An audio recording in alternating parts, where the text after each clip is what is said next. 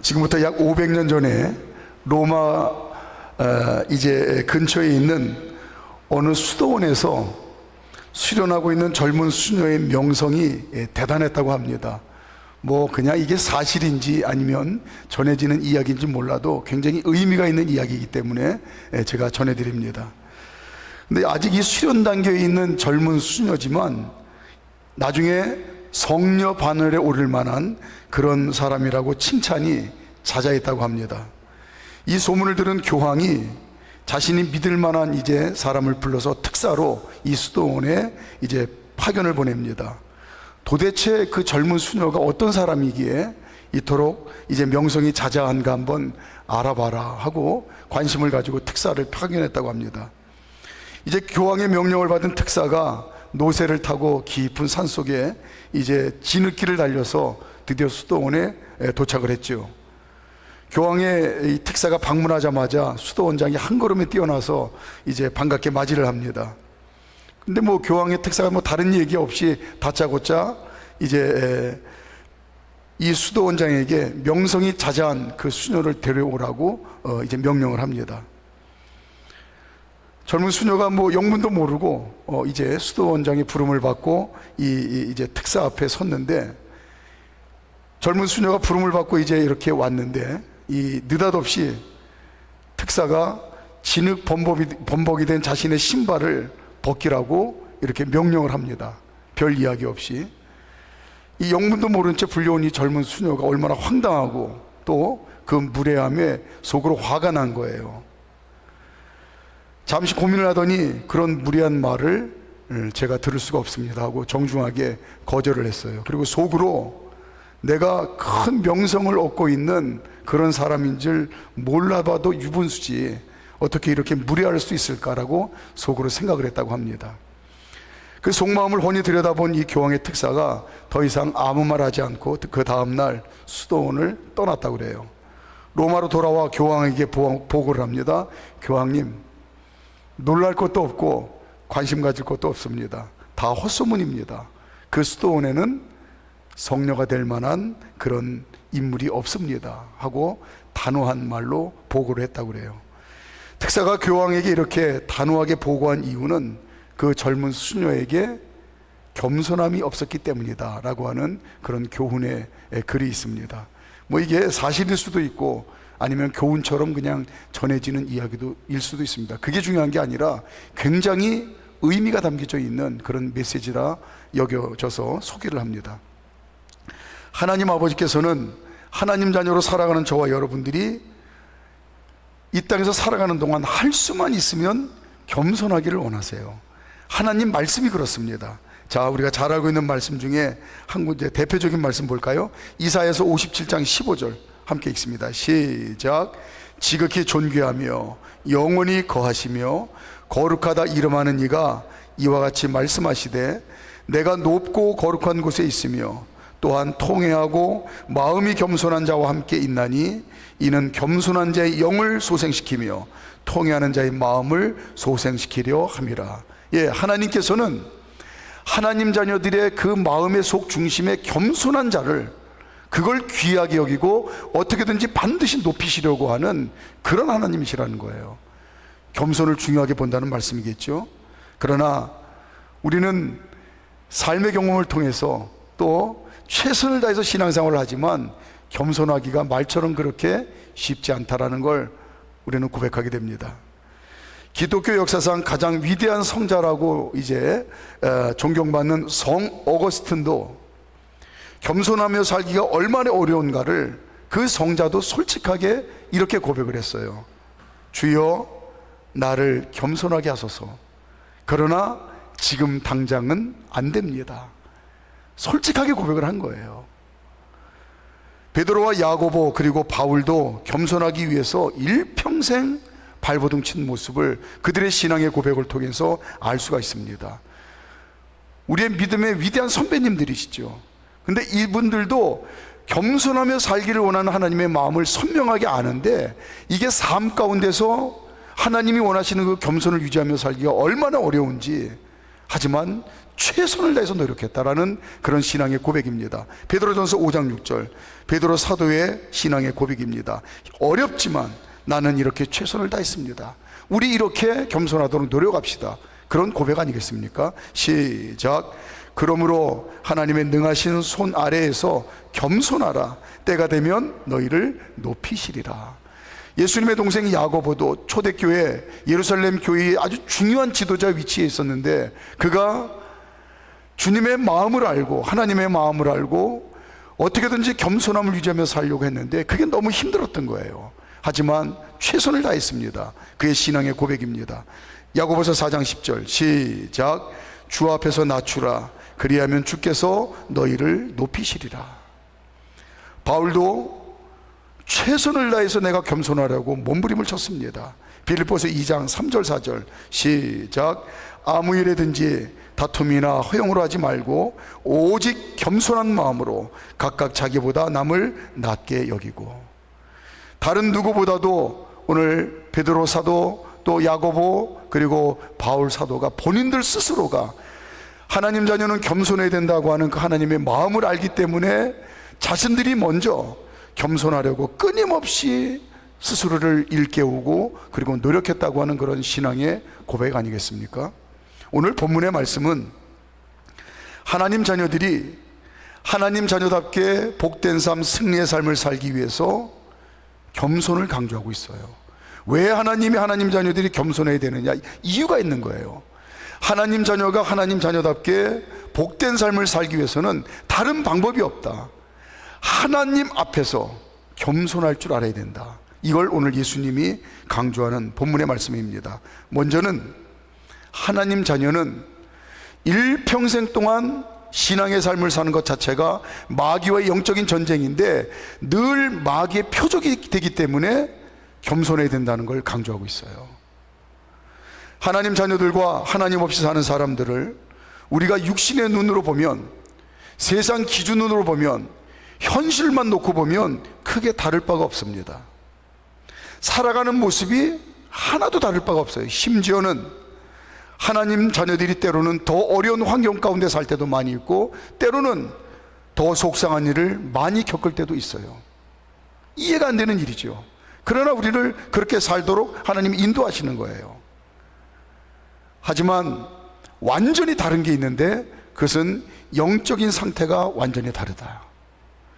눈으로 보여지는 현실은 오히려 하나님 없이 사는 사람들이 더 좋은 여건 가운데 살 때도 많이 있고, 또 오히려 육신의 현실로 볼 때는 야, 오히려 왜 하나님 자녀로 살았는데 이렇게 어려움이 많은가, 이럴 때도 많이 있지만 분명히 하늘과 땅만큼 전혀 다른 차이가 뭐냐면 영적인 상태는 천지 차이만큼 다르다라는 거예요. 하나님 없이 사는 사람들의 영적인 상태는 마치 그물에 잡혀서 배 안에 보면 이제 고기를 가두어 놓는 큰 이제 어항 같은 그런 저장 장소가 있잖아요. 그물에 걸려서 이제 배 안에 갇혀 있는 물고기 신세와 같다. 틀림없습니다. 얼마 있지 않으면 배 안에 갇힌 그 물고기는 횟감 아니면 매운탕감으로 죽고 말아요. 하나님 없이 사는 사람들은 겉으로는 멀쩡해 보여도 현실로는 뭐 100년도 못 사는 인생, 제법 잘 산다고 뻐기는 인생 사는 것 같지만 마귀에게 매여 있는, 영적으로는 마귀에게 종으로 매여 있는 신세입니다. 지옥에 가기 전까지 마귀가 필요할 때마다 자기 마음대로 써먹을 수 있기 때문에 신경을 안 쓰는 거예요. 이미 배 안에 갇혀진 물고기 때문에 신경을 안 쓰는 거예요. 반면에 하나님 자녀들은 저 넓은 망망대해를 마음껏 헤엄치고 다니는 살아있는 물고기와 같습니다. 하나님 자녀들은 영이 시퍼렇게 살아있어요. 그래서 요한복음 8장 32절에 보면 진리를 알지니 진리가 너희를 자유롭게 하리라 말씀하셨습니다. 진리이신 예수님께서 하나님 자녀들이 이 땅에서부터 천국의 삶, 복된 삶, 승리의 삶, 가장 존귀하고 보배로운 그런 이제 보람된 삶을 살도록 하나님 자녀의 권세와 능력을 주셨어요. 예수 그리스도의 이름으로, 보혈의 능력으로 우리는 그렇게 승리의 삶을 사는 사람들입니다. 이 사실을 누구보다도 마귀가 잘 알죠. 예수님이 이 땅에 오신 하나님이신데 예수님이 자신을 온전히 드러내시기까지 이 세상에 아무도 한 사람 알았다고 한다면 어머니 마리아 아닐까요? 예수님이 자신이 온전히 하나님이심을 드러내기까지 아무도 몰랐습니다. 그러나 마귀는 귀신같이 알았어요. 마찬가지입니다. 하나님 자녀들이 영이 시퍼렇게 살아있어서 진리 안에서 참 자유가 있는 그런 복된 삶을 잘 살아가고 있다는 사실을, 그럴 권세와 능력을 주셨다는 사실을 알기 때문에 어떻게 해서든지 하나님 자녀들께 살지 못하도록 마귀는 우는 사자처럼 끊임없이 달려들어서 우리를 공격한다고 했습니다. 베드로전서 5장 8절 함께 읽죠. 시작. 근신하라 깨어라 너희 대적 마귀가 우는 사자같이 두루다니며 삼킬 자를 찾나니. 혹시 배 타고 망망대해에 나가서 어부가 그물에 걸린 고기를 잡아 올리는 거 보신 분 있으신가요? 그럼 실감이 날 겁니다. 그 망망대해를 마음껏 헤엄치고 다니는 고기가 그물에 걸려서 잡아 올려지면 모든 능력을 상실하는 거예요. 마찬가지로 망망대해에 마음껏 헤엄치는 물고기와 같은 진리 안에서 참 자유를 누리고 있는 하나님 자녀들을 잡으려고, 물고기를 잡으려고 그물을 쳐놓은 것처럼 마귀는 끊임없이 하나님 자녀들을 공격한다는 겁니다. 하나님 자녀들이 절대로 마귀의 그물에 걸리면 안 된다는 거예요. 그러면 그때부터 영적인 능력을 상실합니다. 하나님 자녀에게 주신 권세와 능력을 다 잃어버리고 마귀에게 조롱당하는 그런, 정말로 하나님 보셨을 때 가슴 통탄할 안타깝고 미련한 인생을 살게 된다는 거예요. 그 대표적인 인물이 오늘 예수님의 제자 가룟 유다가 마귀에게 걸린 처참한 모습을 보게 됩니다.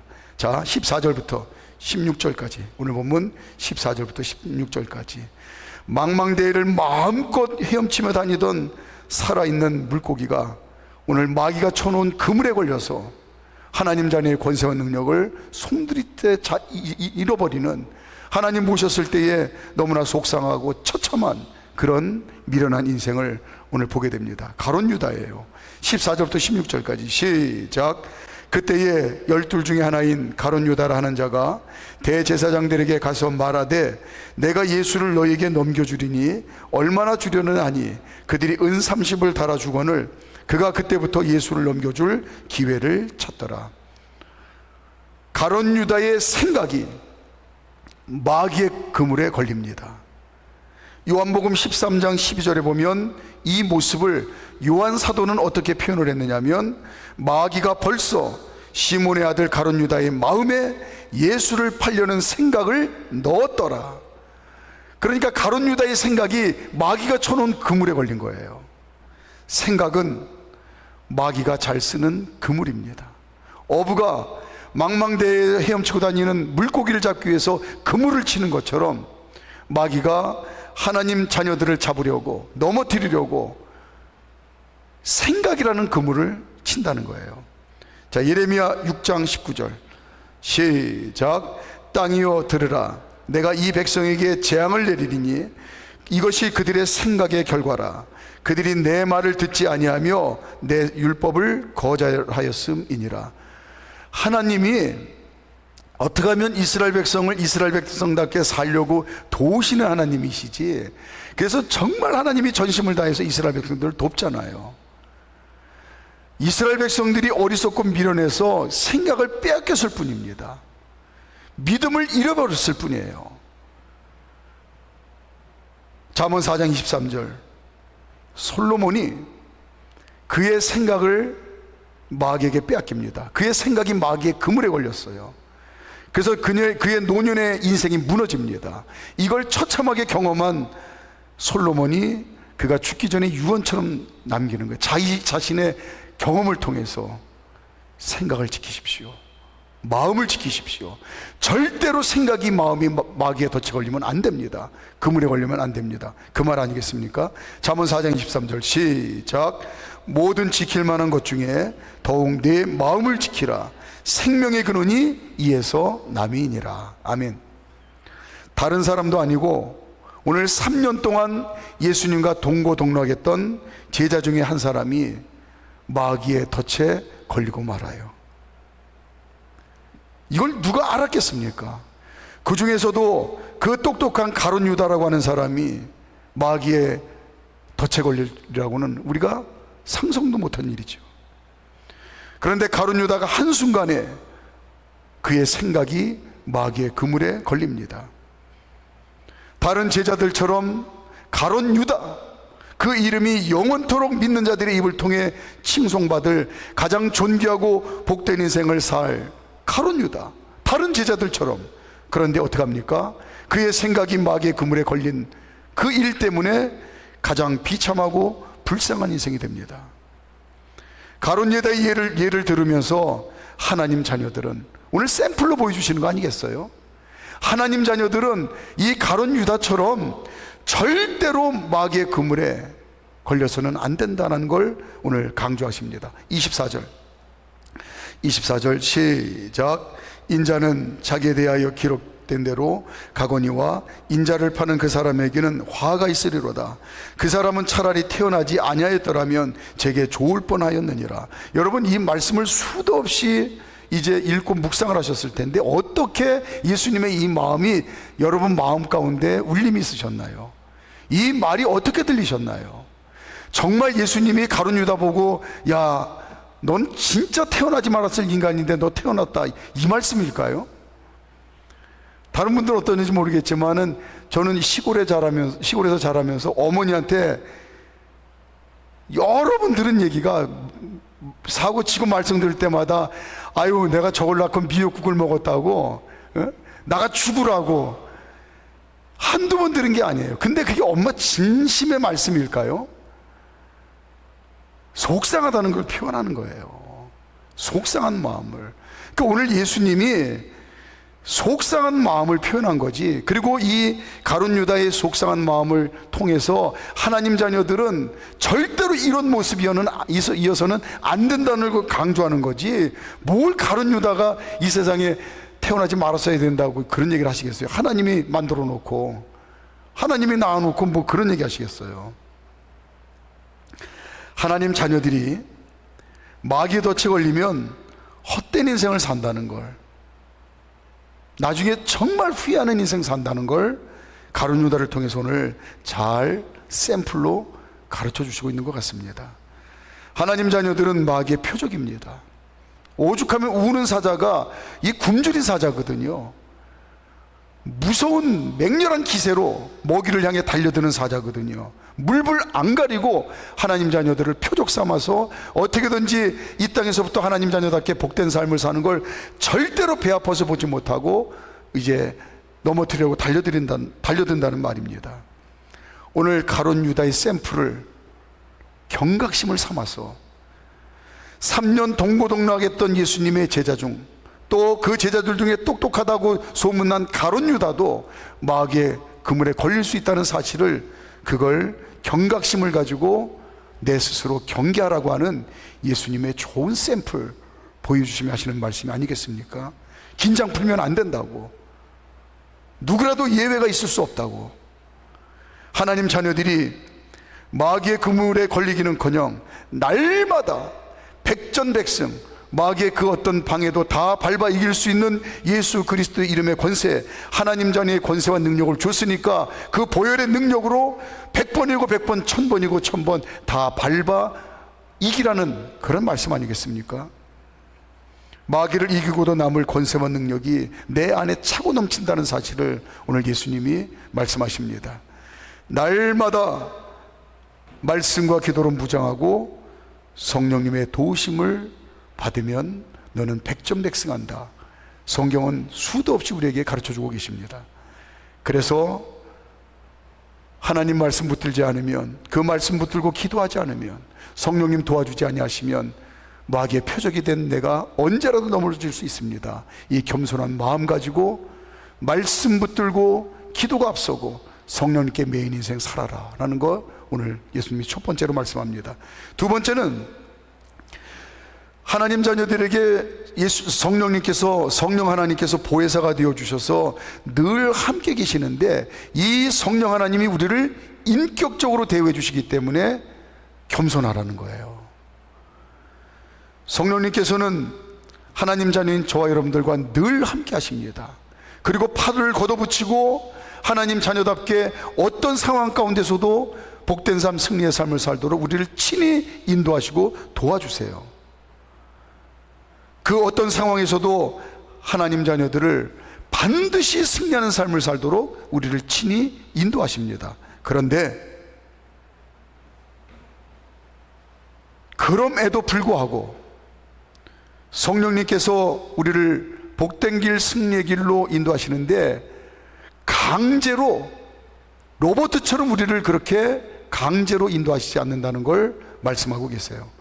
마치 애완견을 주인이 사랑한다는 명목하에 자기 마음대로 돌보는 것처럼 그렇게 대하지 않고, 부모가 자녀를 인격적으로 존중해 주는 것처럼 그렇게 성령님이 우리를 사랑해 주신다는 겁니다. 자, 예를 들어 볼까요? 저와 여러분들이 이 땅에서 육신의 삶을 사는데 호흡이 잠시라도 멈추면 죽게 만들으셨어요. 근데 신비롭게도 인공호흡기 끼지 않아도 숨 쉬는 것 느끼지 못할 정도로 계속해서 숨 쉬면서 생명을 유지하도록 살도록 그렇게 하셨습니다. 또 한 가지는 심장이 멈추지 않고 계속 펌프질해서 혈관에 피가 멈추지 않고 그러면서 세포마다 영양을 공급해서 머리끝부터 발끝까지 신진대사가 원활하게 이루어져서 하루하루 매 순간마다 생명을 부지하고 살게 하셨어요. 자, 그런데 호흡하고 심장이 작동하는 건, 이거는 우리의 죽고 사는 문제와 직결됩니다. 이것보다 중요한 일은 없을 거예요.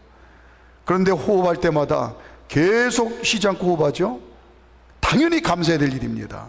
심장이 박동할 때마다 생명을 부지하기 위해, 생명을 유지시켜 주시기 위해서 느끼지 못할 정도로 심장을 정상적으로 박동케 하시는 그 하나님, 그 하나님께 감격하며 매 순간마다 생명 주셔서 감사하다고 영광 돌리며 사는 사람이 과연 얼마나 있을까요? 이유가 뭘까요? 당연하게 여기기 때문에 그러는 거예요. 숨쉬지 않으면 죽는데 숨 쉬려고 애쓰지 않아도 저절로 호흡이 돼요. 심장 멈추면 죽는데 심장을 이걸 박동시키기 위해서 내가 의지적으로 뭔가 애쓰고 노력하지 않아도 저절로 느끼지 못할 정도로 저절로 심장이 박동하기 때문에, 당연하게 여기기 때문에 그걸 감사하고 감격하고, 그것 때문에 하나님께 영광 돌리지 못하는 중요한 이유가 될 겁니다. 목숨을 부지하는 일임에도 불구하고 너무나 당연하게 여겨지니까 그게 얼마나 큰 은혜인지 감사하며 살 줄 모르기 쉽습니다. 왜 이 말씀을 드리냐면, 성령님께서, 성령 하나님께서 우리와 함께 계시면서 우리를 가장 복된 삶, 승리의 삶으로 인도하시는데, 그냥 다 알아서 마치 애완견을 가장 좋은 그런 환경 가운데 가장 좋게 돌봐주는 것처럼 다 알아서 그렇게 해주면 그냥 우리 입장에서는 좋을 것 같지만, 거저주시는 이 축복과 승리가 얼마나 크고 귀한 은혜인지 제대로 모른다는 데 문제가 있는 거예요. 성령님이 그냥 다 알아서 해주시면, 최고의 복된 삶, 최고의 승리의 삶을 살도록 다 알아서 해주시면 얼마나 좋으련만, 그게 때로는 감사는커녕 당연한 것으로 여기고 오히려 심지어 하나님을 멀리하는 독약이 될 수 있기 때문에 하나님께서는 오히려 우리를 인격적으로 대우해 주신다라는 걸 우리가 알 수가 있습니다. 무슨 얘기냐면, 성령님께서는 하나님 자녀들을 인격적으로 대해 주시는데, 어떤 인격이냐면 우리가 복된 삶, 승리의 삶을 사는 방법을 일러주시는 거예요. 다 알아서 거둬주시는 게 아니고 방법을 일러주시는 거예요. 그것이 바로 말씀을 주신 이유고, 말씀을 통해서 그 안에 담겨진 하나님의 뜻과 생각과 마음을 헤아려 알라는 겁니다. 그리고 헤아려 아는 방법이 말씀 붙들고 기도하는 거예요. 말씀 붙들고 기도할 때마다 성령님께서 하시는 일이 뭐냐면, 정말 하나님 말씀을 사모하고 하나님 이 말씀 안에 나를 향한 하나님의 온전한 뜻이 담겨져 있는 줄 알고, 마치 금광을 이제 발견하기 위해서 금광을 캐는 광부의 심정으로 그 말씀을 붙들고 기도할 때에 성령님께서 하나님의 온전한 생각과 그 뜻을 깨닫게 해주신다는 겁니다. 그리고 깨닫게 하시는 하나님의 뜻과 생각에 믿음으로 순종하는 삶으로 성령님이 인도하신다는 거예요. 여기까지가 인격적으로 대화하시는 방법입니다. 이렇게 성령님께서 깨닫게 하신 하나님의 말씀에 믿음으로 순종하는 것, 이거는 우리에게 맡겨주신 일이라는 거예요. 그래야 우리가 성령님께서 깨닫게 하시는 그 은혜를 힘입어, 이렇게 사는 걸 하나님이 기뻐하시는 거지, 이렇게 내가 신앙생활하는 걸 기뻐하는 거지, 그걸 깨닫고 내가 의지적으로 그 말씀에 순종하는 삶을 살려고 할 때에 그게 은혜인 줄 알고, 또 하나님의 인도하심인 줄 알고, 그 은혜에 또 그 인도하심에 감사할 수 있다는 겁니다. 우리의 삶 가운데 수많은 기적을 행하시는데 우리가 믿음을 가지고 순종하며 살 때에 그게 기적인 줄 알고 그 하나님 행하시는 기적에 감격하며 살 수 있다는 거예요. 오늘 본문 말씀에 보니까 예수님이 알아서 지금 죽기 직전에 마지막 유월절을 제자들과 보내는데, 마지막 유월절이니까 그 전지전능하신 하나님이시잖아요. 예수님이 알아서 최고의 유월절 만찬을 준비하고 가장 풍성하게 예수님이 알아서 준비하시고 제자들이 마음껏 그걸 누리도록 예수님께서 그렇게 하실 수도 있습니다. 얼마든지. 그러나 이 마지막 순간까지도 예수님께서는 예수님의 방법대로 내가 이렇게 유월절을 보낼 거다라고 그 방법을 제자들에게 알려주세요. 18절 말씀, 18절 시작. 이르시되 성한 아무에게 가서 이르되 선생님 말씀이 내 때가 가까웠으니 내 제자들과 함께 유월절을 네 집에서 지키겠다 하시더라라 하시니. 참 답답한 유월절을 준비하라고 하시네요.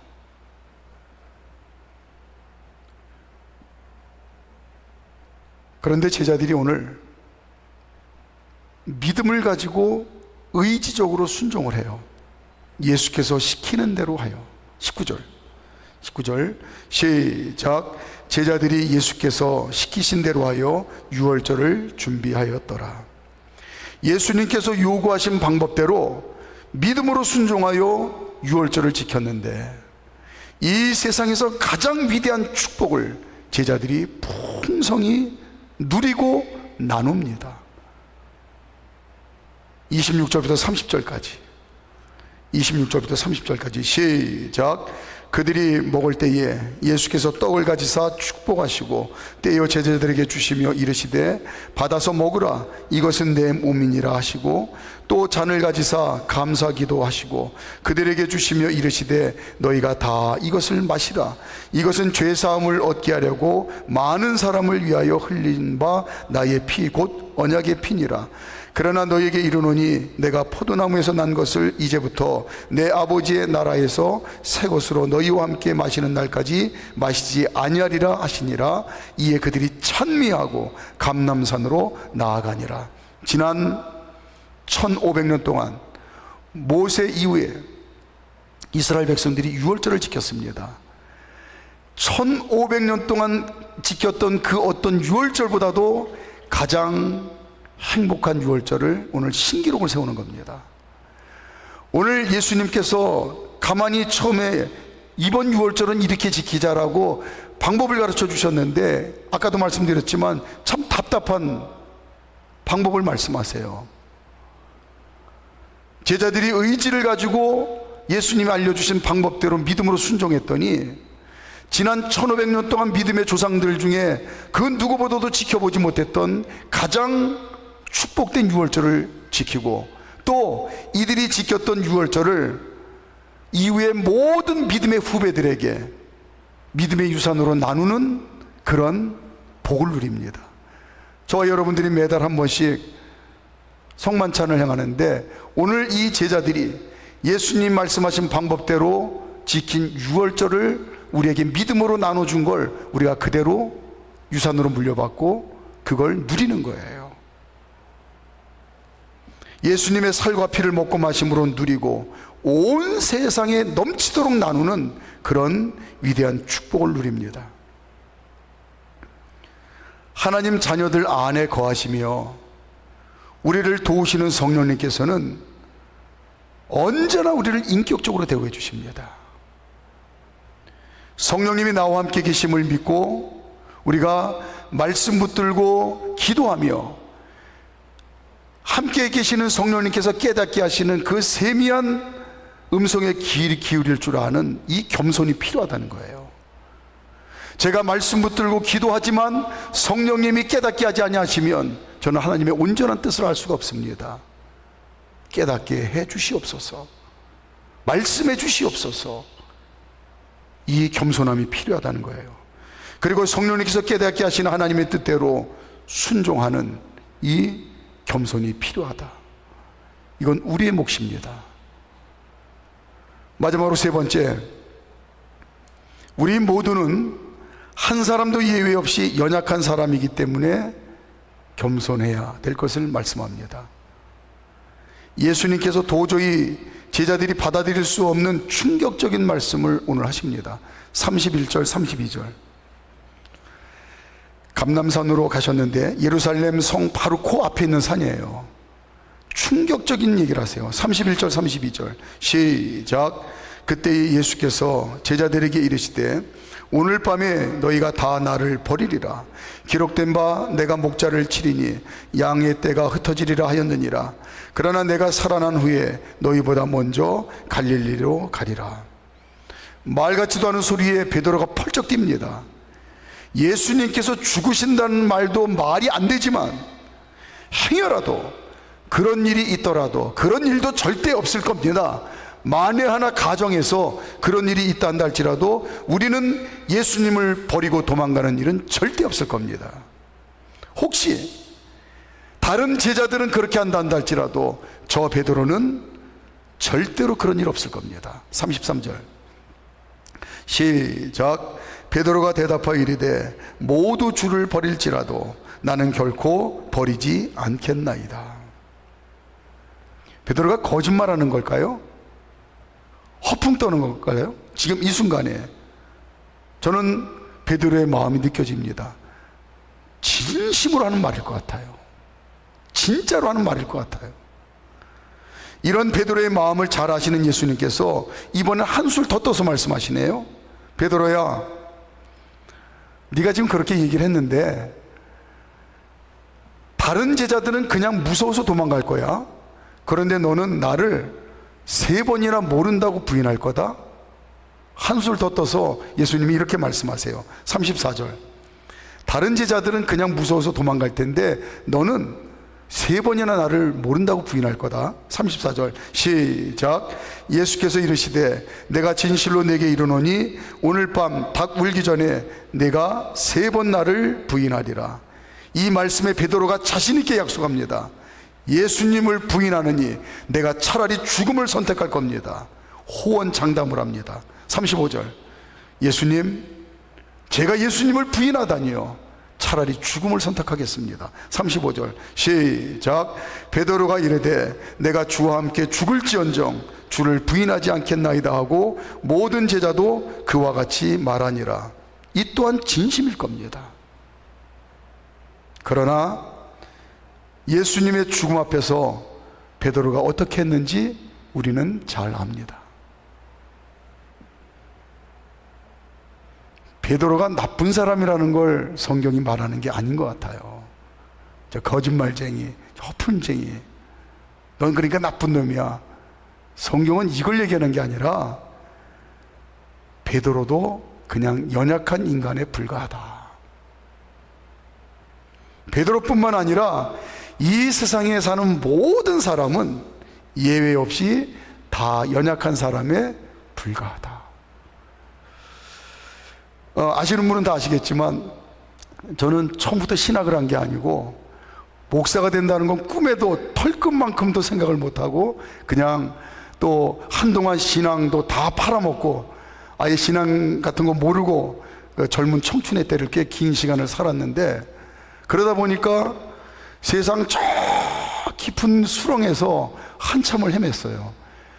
근데 어떻게 하다 보니까 목사가 됐는데 늘 마음속에 너무나 아쉽고 하나님 앞에 죄송한 마음이, 다른 목사님들처럼 그냥 처음부터 이렇게 성별된 존재로 고등학교 졸업하고 아버지가 그때 얘기하신 것처럼 신학교 가서 그렇게 정상적인 절차를 잘 밟고 그런 목회자가 됐으면 얼마나 좋았을까 하는 그런, 이미 다 지나간 이야기지만 아쉬움이 너무 큰 마음이 있어요. 근데 반면에 한편으로는 털끝만큼이라도 그게 사람을 이해하는데 조금 도움은 된다, 그런 마음이 있습니다. 어떤 마음이냐면, 그런 게 경험이 돼서 저는 어떤 경우에도 사람에게 실망하는 건 별로 없는 것 같아요. 야, 저 인간이 어떻게 저럴 수 있느냐? 아니요. 제 경험을 통해서 보니까 인간은 누구라도 연약한 존재입니다. 그럴 수 있는 게 사람이에요.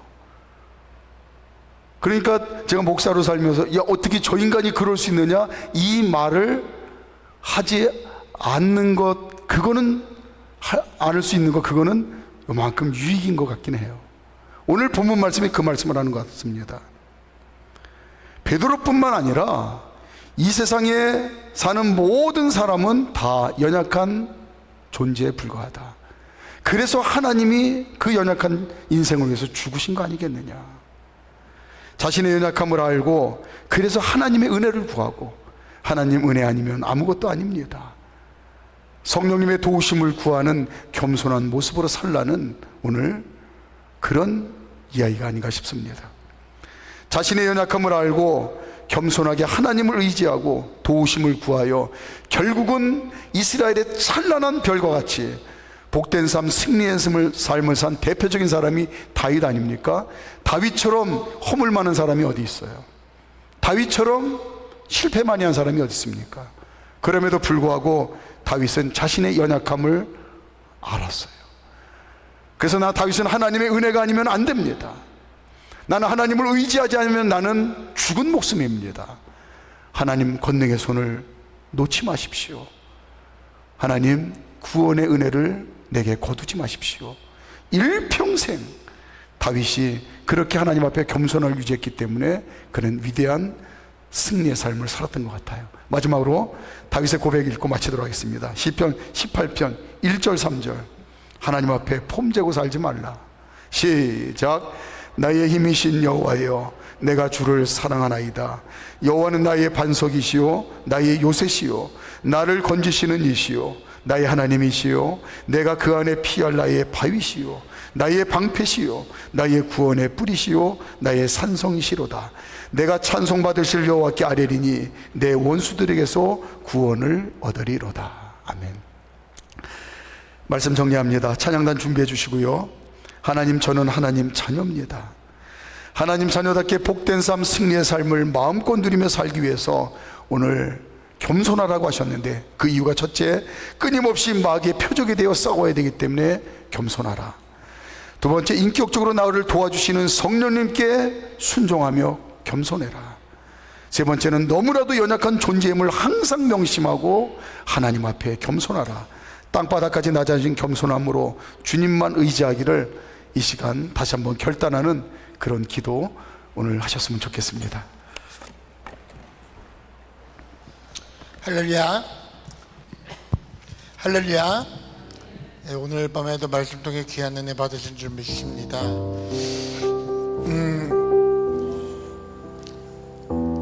제가 집에서 시우디를 보면 화날 일이 있을까요, 없을까요? 있을까요, 없을까요? 남들은 3-4살밖에 안 된 애한테 뭐 화날 일이 있는가 하지만 하루에도 수도 없이 화를 많이 냅니다, 시은이한테. 너무 화가 나요. 그런데 그런 시은이가 막 제 말을 붙잡고 까불까불 대다가 다쳐요. 그럴 때가 있잖아요. 막 울어요. 그러면 아버지는 제가 어떻게 하냐면요, 어떻게 할까요? 야, 거봐, 까보니까 다치지, 까불지 마, 이럴까요?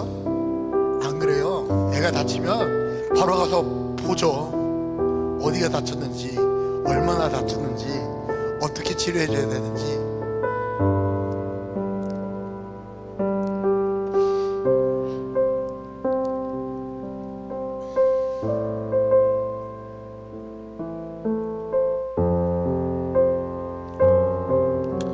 참으로 연약한데, 연약하기 짝이 없는 내가 뭐가 그렇게 잘나서 내 맘대로 살겠다고 하는지. 그런데 하나님은 그런 내가 넘어질까봐, 다칠까봐 무슨 일이 있으시면 가장 먼저 뛰어오셔서 괜찮니?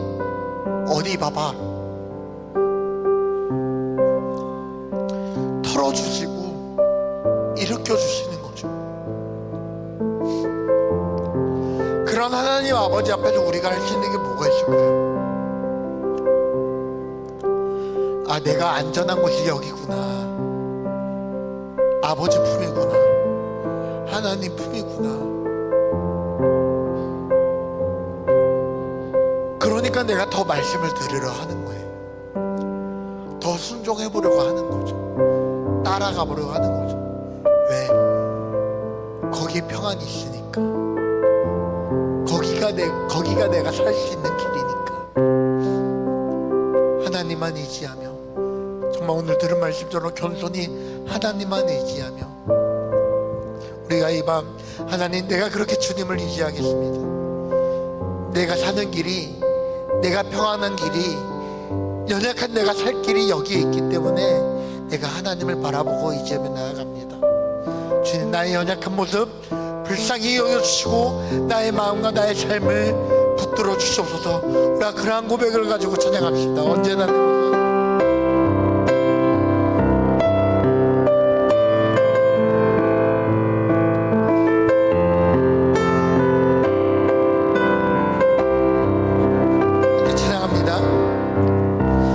언제나 내 모습 너무나 부끄러워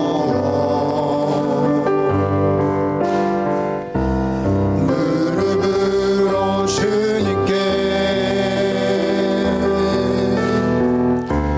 기도로 가오니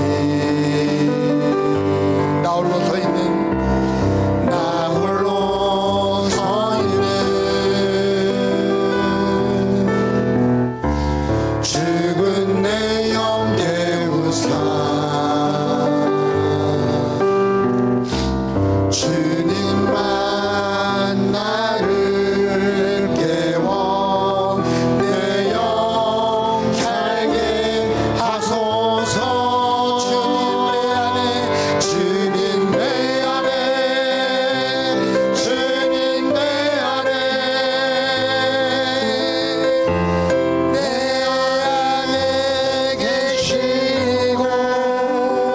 주님 내 안에 주님 내 안에 나를 세워주소서. 한 번 더 찬양합시다. 언제나 내 모습 언제나 내 모습 너무나 부끄러워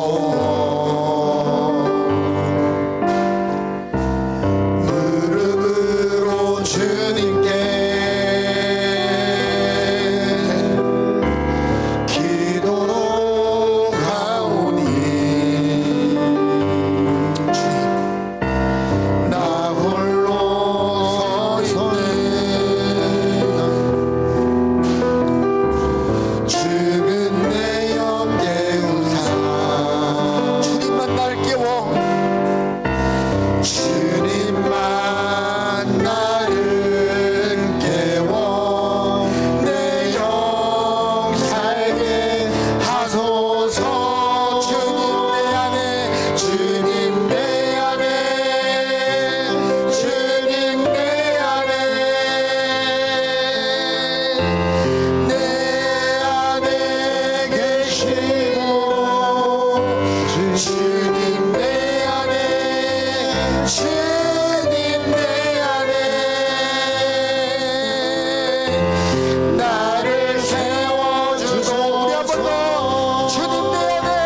주님 내 안에 주님 내 안에